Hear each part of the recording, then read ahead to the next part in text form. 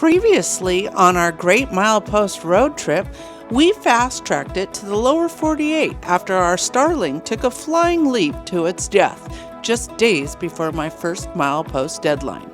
Now, with that deadline met, Gary and I are back on the road and headed north through beautiful British Columbia. In this episode, we get you caught up on all our happenings while we were in Washington and take you to some incredible natural hot springs tucked deep in the BC wilderness on the start of our trip back north to Alaska. So stay tuned, there's a lot to explore right here on Living Free Alaska. Welcome home and welcome back to Canada. Home? Where's home? We're not neither. Well, we're in Canada, but we're not home. In YouTube world, we just made it back home, as in our hometown of Spokane, Washington. And in real time, when we're filming this, we are already halfway. Not halfway. No, not halfway. Not halfway home to Alaska, but we are well into Canada. Yes. And we're going to explain what we've been up to for the last 2.5 weeks, 3 weeks. Basically, let's start with our Starlink catastrophe. Well, yeah, that Starlink kind of put a wrench in our plan, like we had described previously. So with that, we kind of made an executive decision to get to Spokane, and that involved just bypassing or just beelining down through the rest of BC and into Spokane, into Newport, actually, where we first stopped.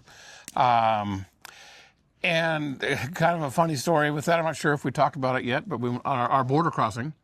Yeah, border crossing, we get an agricultural stop. Right, we did.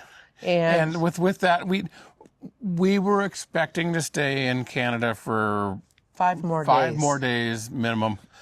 So we had food and such on board that the agricultural inspector didn't like as we crossed into the United States. The day that we lost our Starlink, we had just bought chicken. And eggs. Well, we had the eggs. That's right, we had the eggs. But we thought we were going to have 5 days to consume them. Right. And then Starlink went to its death, and we tried to find a replacement in Canada. Unalived itself. Unalived itself.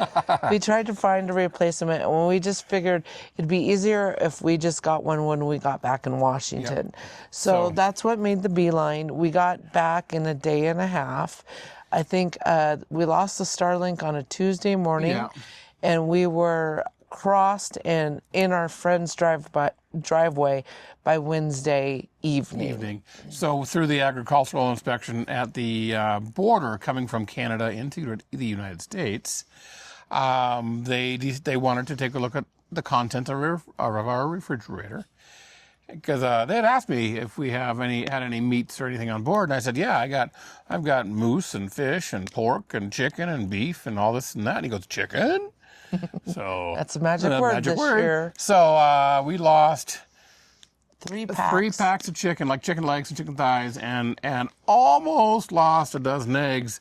And he said, I'll spare the eggs. He took sympathy on us because we told him our dilemma, why we crossed so soon. Considering our plans. He didn't have to. He could have just said, screw it, this is the rules. He could have taken it. But also the avocado we had in there. He was a really cool dude because he actually let me cut the avocado open and take the pit out. And all he really wanted was the pit, which, I throw away anyway, so I'm glad to give him my trash. But, we had to then consume the avocado quickly. Anything with seeds is basically not allowed into the United States and poultry products right now. So and then we because we were so early, we went and hit up our best friend's driveway in Newport, Washington, and hung with them for several days. Right, and it was really nice just to kind of sit back and relax a little bit after all the driving. Get some laundry done. Laundry and good showers and good friend time. Good time with them. You went and helped and volunteered with their church. Right. Yep. And sprayed a church camp for mosquitoes. Yep, spent a couple hours doing that, getting all messed up with mosquito spray and everything. And then after that, we moseyed over to our parents' lake property on Mother's Day and got to visit with them. Yes. They had just come in from their wintering in Yuma. So it was really nice to see the parentals. Yeah, it was good to see him. It always is. Yep. And your brothers came out. They did. We also got to go into town and have Taco Tuesday. Taco Tuesday at with Jason's the house. whole Had family. the whole side over there. Got to meet little Brewer Ooh. for the first time. Yeah. And it was just nice to see our family again. Absolutely. We really didn't go anywhere outside of just family this trip. However, you did have some work done. So, well, yeah, you know, we have this thing behind us now, this big camper sitting on a Ford F-350 dually. And it's been a good setup for us. But it's just, with the airbags and all that, the ride hasn't been as desirable. Because with airbags, they kind of just, you kind of sway back and forth a lot, and sometimes there's some porpoising. But anyway, I was talking to some folks and doing a little bit of my own research, and there's a place in Spokane called Pole Spring Works, and they've been a staple of Spokane since the, oh shoot, I don't know, forever. So I made an appointment to have my truck looked at for an additional spring pack or something in the back end to help with the load of this camper. Not that the truck is overloaded. We're not over the truck's weight rating. It's just the camper's heavy and right there, so it kind of sags the truck a little bit. And I'd rather have a more level ride. One, the headlights are beaming people when we're sagging too much. And two, it's just better for the truck itself to have a level ride. So I went into Pole Spring Works, they did an evaluation and said, well, here's what we suggest. So they added 2 springs to the main pack, they added 2 springs to the overload pack on each side, totaling about another 2,000 pounds per side of carrying capacity, so 4,000 pounds total. That does not change in any way my gross vehicle weight rating or anything like that. There's still that tag on there that the DOT or whoever says this is all you can carry. That tag's still there, and that's what the law is. But it just makes the truck rides better with the camper on there. I'm not adding more carrying capacity to it. I'm just making the truck ride better. It's definitely different. It is. You did drive it without the camper on. We took the camper off, and it's a lot stiffer. It's a lot stiffer with no load, for sure. We bought this truck basically for this camper. Absolutely did. So we don't mind that. You also had an oil change done, and tire rotation. Yep. You know, it was we 5,000 miles from new, so we went in. It had the oil change. That was a super simple process. We went into town with our friend's house and dropped the truck off with the dealer, and then the dealer gave us a shuttle ride to Texas Roadhouse. Texas Roadhouse. And we had a dinner at Texas Roadhouse, and shuttle picked us up, and that was a done deal. Yeah. Worked out real well. So in all, we were in Washington for about 10 days. Mm-hmm. I think it was almost day 2 or day 3. You were able to pick up a new Starlink.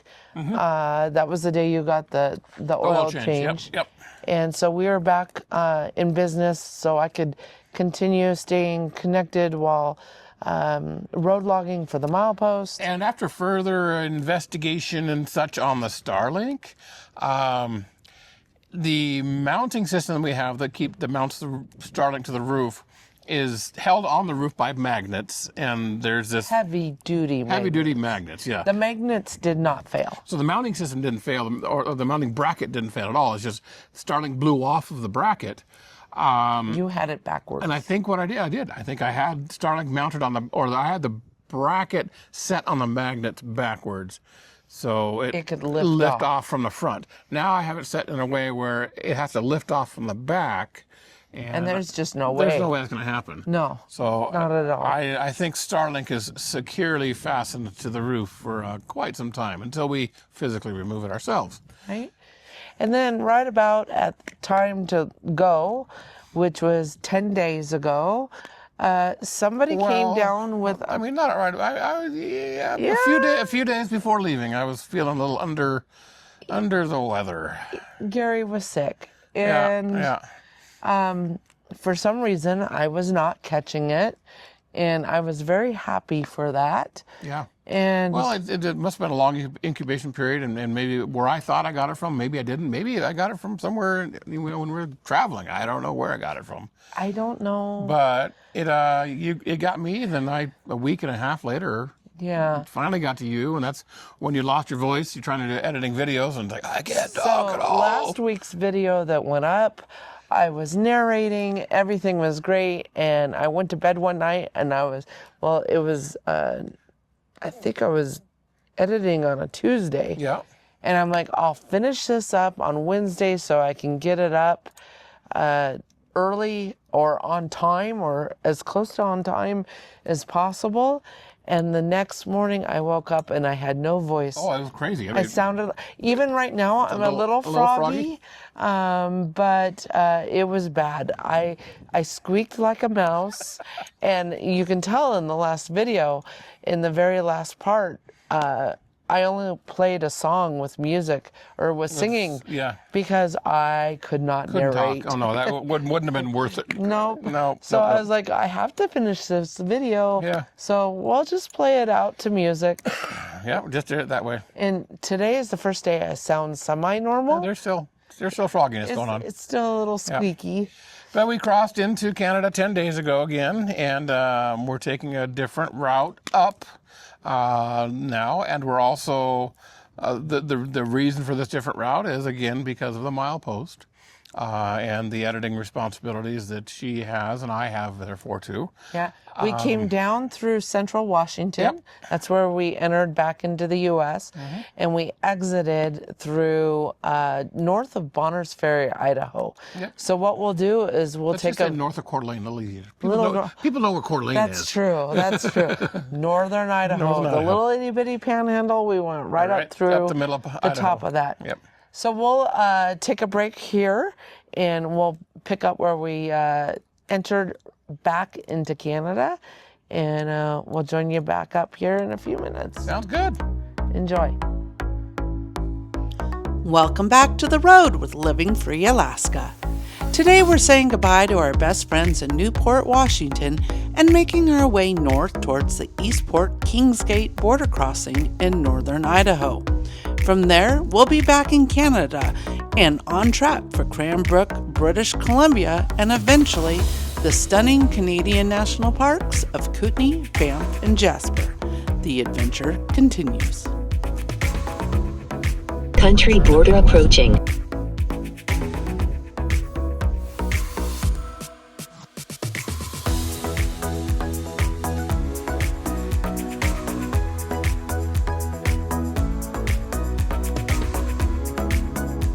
This will actually be our 5th border crossing on this trip. Will it go as smoothly as the others? Or will current events throw us a curveball as we try to enter Canada once again? Let's find out. Are you headed back to Alaska? Yes, sir. How long were you in the lower 48? Almost 2 weeks. All right. Any guns or weapons on board? At Nope. all? No guns or weapons. Thank you. Are you leaving anything in Canada? No. Little tongue guy birth certificate there. Yeah.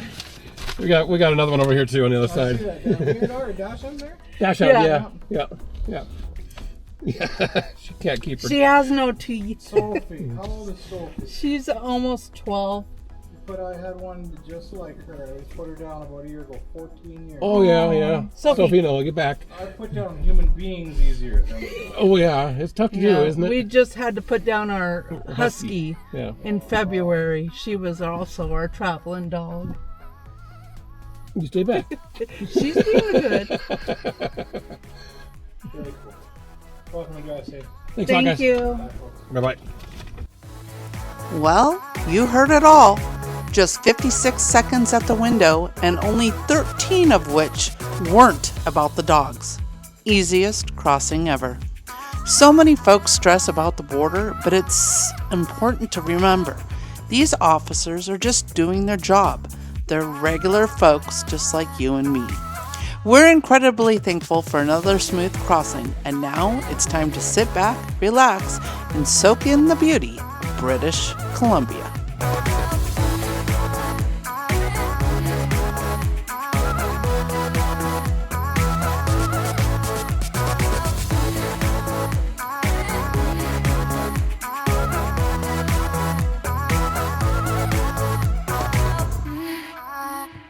Well, with names like Skookumchuck and Kootenai and Tatala, that's a town. That's an area. I didn't see that one. Yeah, yeah. What do you think we are?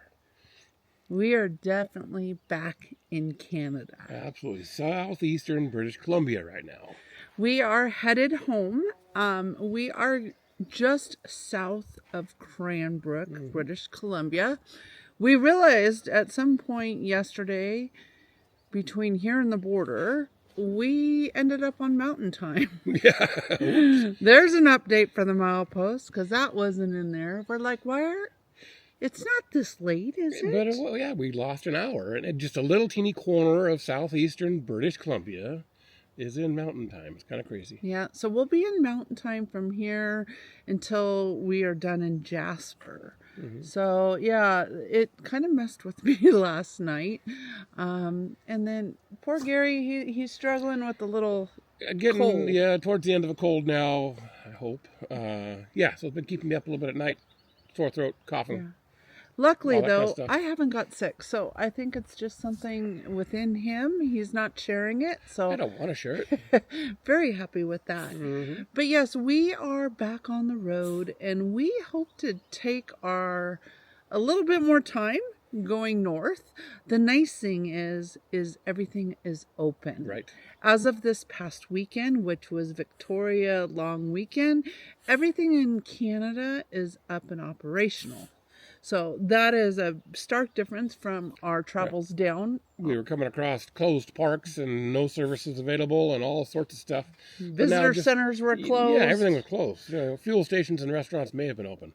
But now that we're a little ways into it and heading up mid-May, almost, well, it is mid-May, isn't it? It's beyond. Today is May 20th. Oh, it is beyond mid-May. I don't even know what the number is sometimes. I know it's May.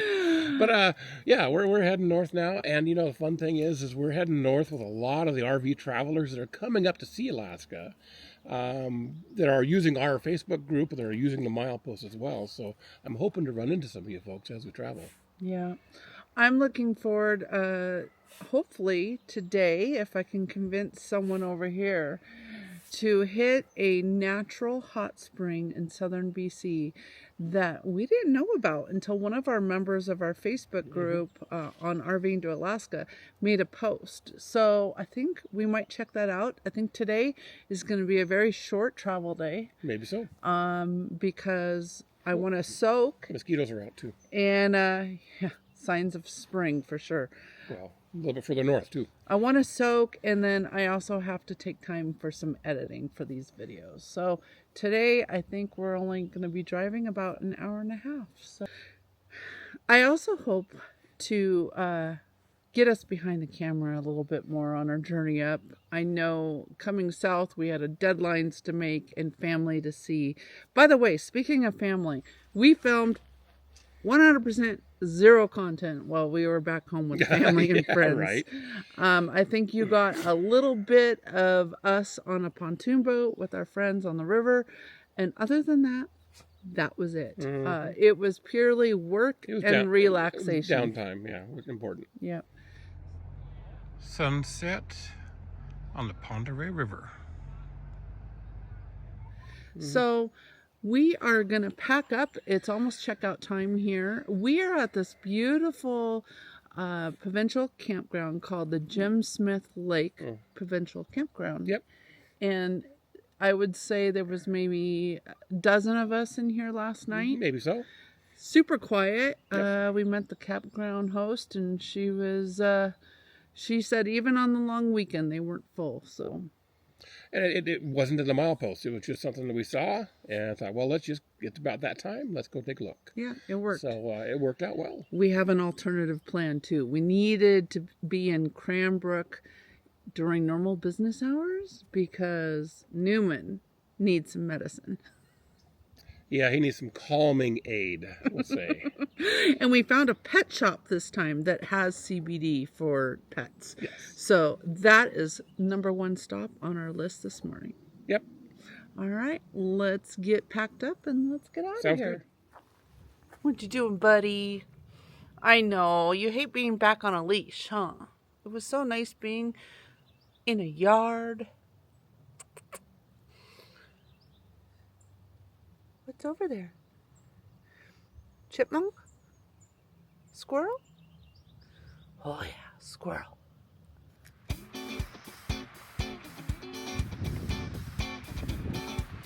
After more than 6 weeks on the road, Gary and I have really found our groove when it comes to packing up the camper and getting back on the move. From pulling in slides, raising the stabilization bars, and getting the wheels off the leveling blocks, we've got it down. Even though this clip is sped up, the whole process takes us just about 15 minutes in real time. By now, even the dogs know the routine too. It's second nature again, even after that 2-week break down in Washington. Hardly any hiccups, just part of the rhythm of life of being back on the road.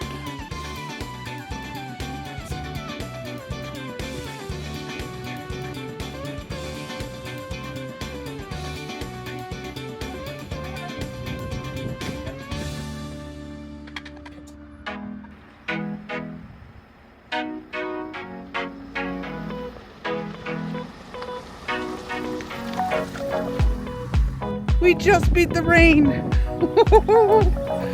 Oh, traveling in the rain though, that sucks. Day 2 of our Great Milepost Road Trip, now officially heading north towards Alaska, has us waking up in Cranbrook, British Columbia. Today's drive is a short one, with a relaxing stop planned at the hot springs just outside Canal Flats along Highway 95. But first, Newman needs his chill pills, doggy dope, or in more civilized terms, CBD treats.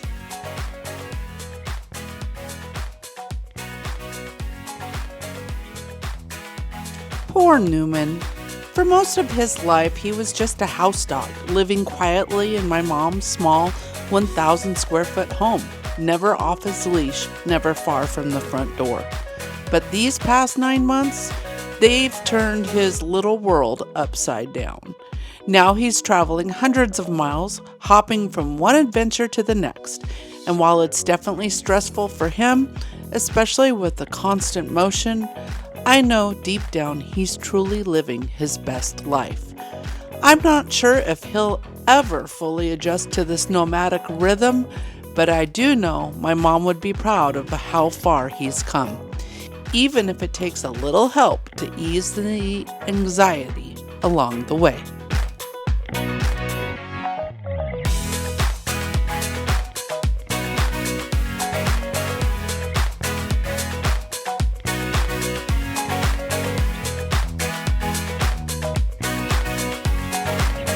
Well, we just turned off the highway onto the road that leads to the hot springs. And as we passed over the cattle gates, I noticed there was a tiny little sign that said Lussier Hot Springs Maintenance Closure. Luckily, today is the 20th because starting tomorrow, it's closed for the next 3 days. So talk about Good timing on our part. perfect timing. Yeah. I would have been totally bummed if we made this trek tomorrow and we couldn't visit the hot springs. Yeah, good timing. And I'm glad I saw that sign too, because wonder if it was closed. And we took the time to travel the 17 kilometers back on a bad road. So, Good looking out. yep. All right. Hopefully you're enjoying the journey so far. It's been an easy morning. And yeah, short day today. Is he high yet?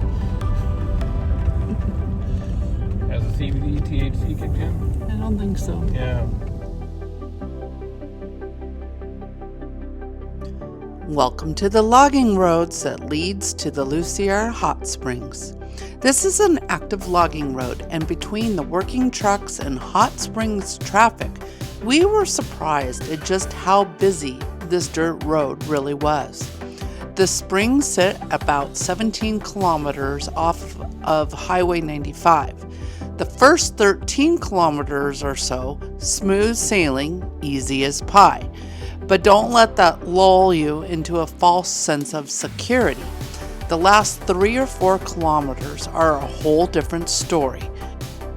They are narrow, winding, and steep, with no guardrails and sheer drop-offs that plunge hundreds of feet below. I found myself really wishing Gary would hug the uphill side just a little bit more. Be very cautious on this section of road, and honestly, we don't recommend attempting it with a large RV. If you're set on soaking, consider finding a spot to camp in the lower section of the road and take your tow vehicle up instead. Days like today make me extra thankful we're in the truck camper and not in the disco.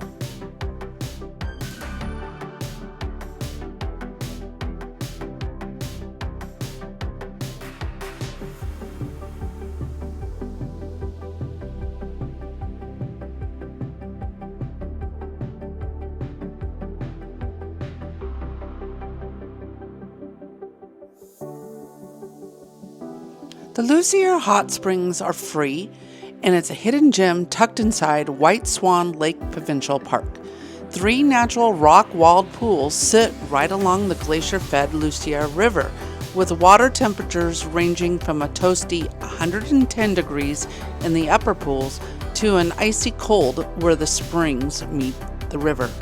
It's raw, beautiful, and elemental, far from the polished resorts and well worth the effort to get here. A quick heads up, clothing is required, dogs and alcohol are not allowed, and definitely bring shoes. You'll need them for the rocky terrain between pools and on the trail. Oh, the river looks beautiful. Kind of reminds me of the Crystal River in Colorado. Yes. When we did that truck hike out there to the Crystal Mill, the water was so crystal clear. Well, Gonna get a glimpse of that here now too. and right by there, we stopped at the Penny Hot Springs. Yep. Don't ask me how I remember these things. That was 8 years ago, 9 years ago. But yeah, beautiful. I'm glad we did the side trip. I don't know if Gary agrees with me yet, but Yeah, it'll be nice. Maybe soaking in some warm water will help loosen my head up a little bit. Start feeling a little bit better. But yeah, it'll be nice. You know, hot springs are always fun to go to, especially natural setting like this. It is just right alongside the river. We're hiking down this trail down to the river's edge, and the hot springs are literally in the river almost. they say never expect to be alone. And well, I see lots of bodies, but you know what? That's okay. We're all here for the same reason, and we're gonna enjoy it.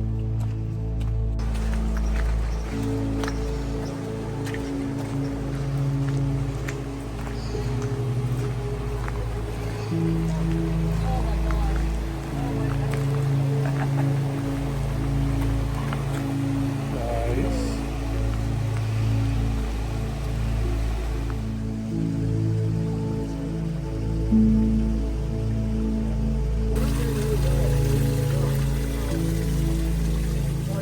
Our time in the hot springs was nothing short of magical.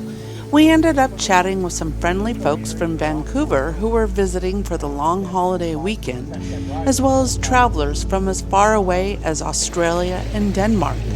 Who would have thought in the middle of the Canadian wilderness we'd stumble into an international gathering of sorts? It was a beautiful reminder that the love of nature and adventure truly knows no borders.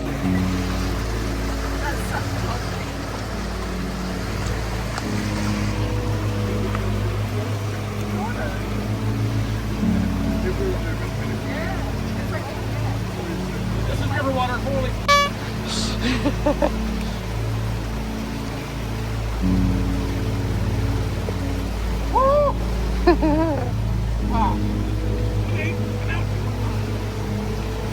Not warm. And shrinkage is a thing.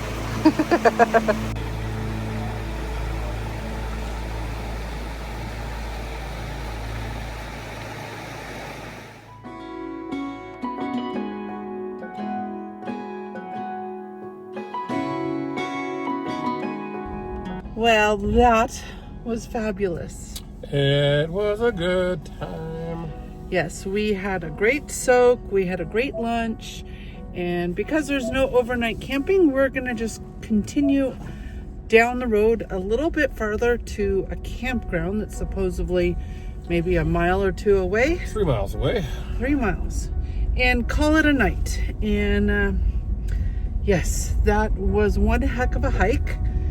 And I'm glad I did it. Well, it's not a huge hike, however, but you got overheated in the tub, the hot springs, because it is like 105, 109 degrees. I'd say around 105 to 107. Okay, 105, 107. It is hot, and it's hotter than our normal hot tub at home. Ooh.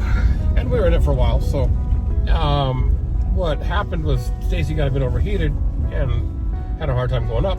I decided to go into the cold plunge pool and actually hung out there for about 10 seconds. Oh, it's cold. And cooled me off enough to where I felt refreshed and didn't have the overheated feeling going on out there going on. Yeah, I had a problem, that's for sure. I made it. It took me a long time though to hike back out. Hey, one step in front of the other, one foot in front of the other. Yeah, just had to regulate my breathing and cool myself down. But so yeah, that's a insider tip for you. If you're in the hot spring for a long time, do the cold plunge to cool your body down a little bit. Well, and hydrate. We also did not bring any water down with us, and I think we had water before. We did a bit, but not during. Yeah. So we're gonna check out this campground, and we'll share it with you once we're there. This is Whiteswan Provincial Park. As we make our short 3-mile drive to our next campground, I just wanted to take a moment to say thank you. Thank you for being patient with us while we took a little break from YouTube. So many of you reached out to check in, and I want to reassure you all we're doing just fine. Between my duties with the Milepost, running our RVing to Alaska business, and simply living life on the road, something had to give, and for a little while, that meant pressing pause on editing and uploading videos. But don't worry, we kept filming. We've got plenty of adventures still to share. Next week, check back in as we explore some of Canada's most iconic national parks. Come along for breathtaking waterfall hikes and crisp mountain air as we continue our journey north, making our way back home to Alaska. I also want to update you. Gary and I are now safely back home in Alaska. And with a little more time on my hands, I'm excited to finally catch up on editing and reconnect with you all. In the meantime, if you're craving more real-time updates, be sure to join us over on our Facebook group, LFA's Freedom Family. I tend to keep up a little better over there. Until next time, my friends, thank you so much for watching. Be sure to hit that like button and subscribe if you haven't joined our Freedom Family yet, so you don't miss what's coming next. And as always, we'll see you in the next one. Thanks again for watching. Don't forget to like, subscribe, and hit the notification bell so you are notified whenever we post again. And lastly, we hope that you will join us here next time on Living Free Alaska.